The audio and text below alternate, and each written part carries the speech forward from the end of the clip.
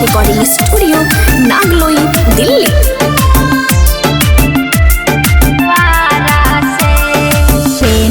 के मन बाड़ी कहराता हो ए पिया जिया हहाराता हो, ए पिया जिया हहाराता हो। पेन्हे के मन बाड़ी कहराता हो ए पिया जिया हहाराता हो।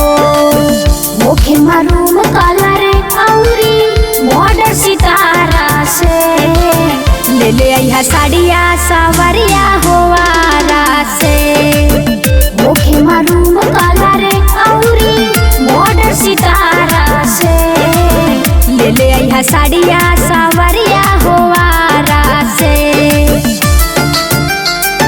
वारा से वारा से म्यूजिक बांगर अनूठा जी।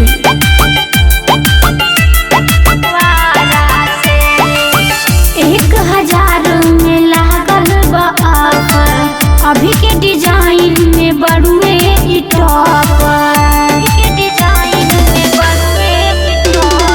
करी जानी सुनी देरी लेट हो खाता नहीं तो अब सैया बेट हो खाता। देख के लइहा नाता भेजब तू के दोबारा से ले ले आइहा साड़िया सवरिया होवारा से। मुखे मारूम कलर औरी बॉर्डर सितारा से ले ले आइहा साड़िया सवरिया होवारा से। वारा से वारा से म्यूजिक बांगर अनूठा जी।